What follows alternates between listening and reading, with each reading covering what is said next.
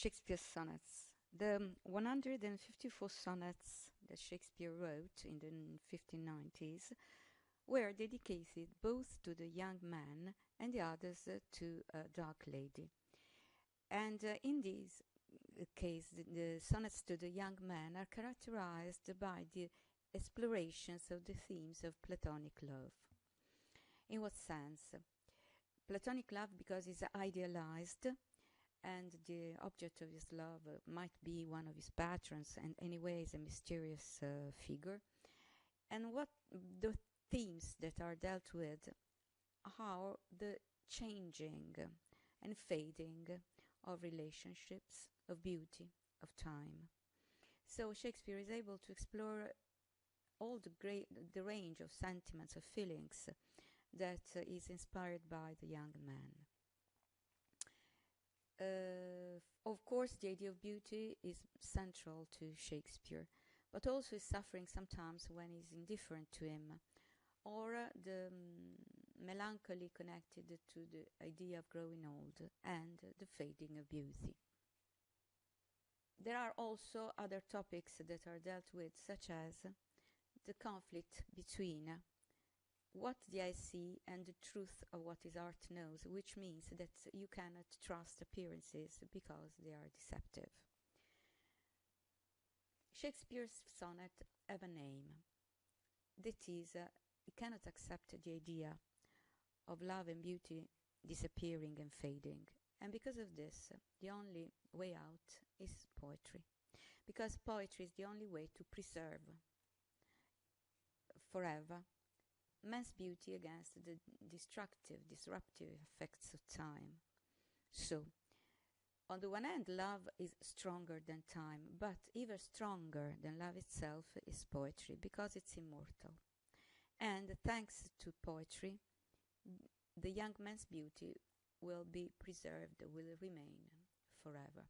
The first poem we are dealing with is Sonnet 18, that starts with the famous sentence, "Shall I compare thee to a summer's day?" What does it mean? That if you want to really understand this sonnet, it's important that you don't bear in mind summer as the Italian one, because summer in England is beautiful but untrustworthy, changeable, and sometimes cold. So it cannot be compared to a summer day that is beautiful but not enough, because the man the poem is dedicated to is even more lovely and more temperate in the sense of balanced. Rough winds do shake the darling buds of May, and summer's lease is all too short a date, which means that in England summer is too short, and there are very often rough winds, so cold winds, that shake the beautiful flowers of May. Sometimes too hot the eyes of heaven shines, and often is gold complexion dimmed, and every fair from fair sometime declines, by chance or nature's changing course untrimmed. This means that sometimes the summer is too hot, so there is this idea of excess. And some other times is gold complexion dimmed. It means that because of the changeability of weather, even the beautiful sun shining is obscured, darkens.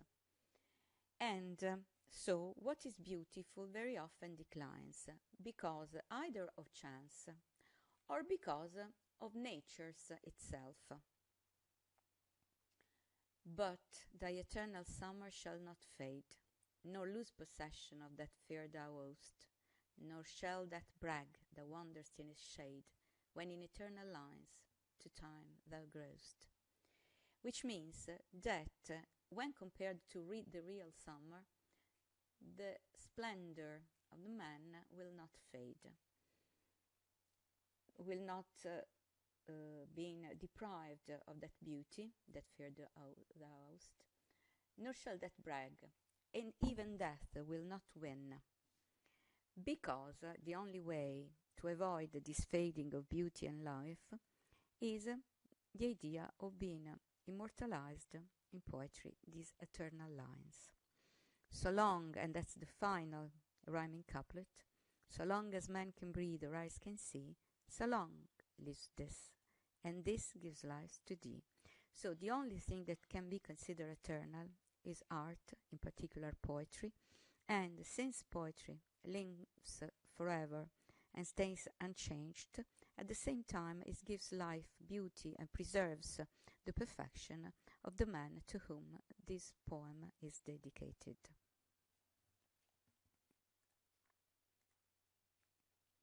The other poem we are dealing with now is Sonnet 60. The topics can be similar, but because it has to do with time and fading, but it's much more melancholy than the previous one that we have analyzed. Like as the waves make towards the pebble shore, so do our minutes hasten to their hand, each changing place with that which goes before, in sequent toil all forwards do contend. Nativity, once in the main of light, crawls to maturity, wherewith being crowned, crooked eclipses against his glory fight, and time, that gave, doth now his gift confound.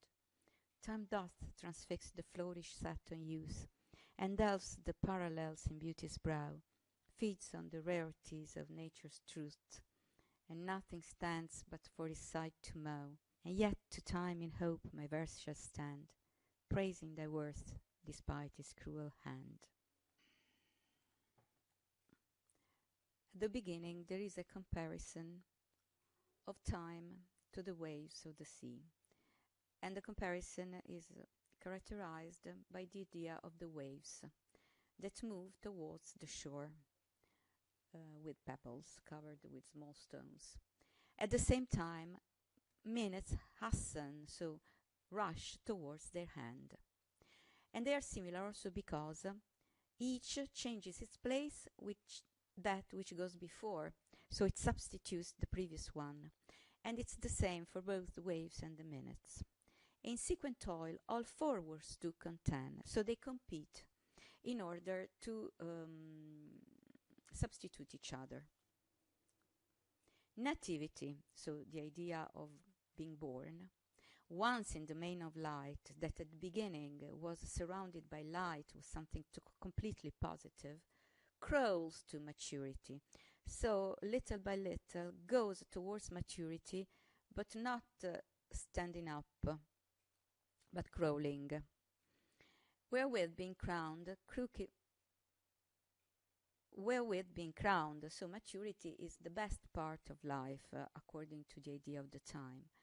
But as soon as it is crowned, there are eclipses, so lack of light, that are also crooked, that start destroying this moment of heightened light and positivity that is maturity. And time that gave, because time, when we grow, gives us something. But now is gift confound, in the sense that now is starting to take something back. Time does transfix the flourish set on youth, and delves the parallels in beauty's brow. So what does time? Destroys beauty that was there at the beginning of youth, because youth turns into the old age, and traces lines in the face of beauty in the brow. So it's a simile, but it also refers to what happens from a physical point of view. Feeds on the rarities of nature's truth, and nothing stands but for his sight to mow. It means that nothing can oppose this destructive effect of time, that is here represented with the idea of the sight that in general cuts grass or hay, and it has been historically associated with death. And yet, and that's the final couplet, to times in hope my verse shall stand. In hope, we hope that thanks to poetry, my verse, time can be either defeated or cornered in a certain way, and poetry will continue to praise the beauty of the beloved and its value, despite his cruel hand. His cruel hand is the hand of time that is personified, that had also a sight in his hand. So even if time is cruel, there is the hope that verse shall oppose as much as it is possible the destructive effect of time. And so we can generally say that it is a reflection of mortality and transience of life.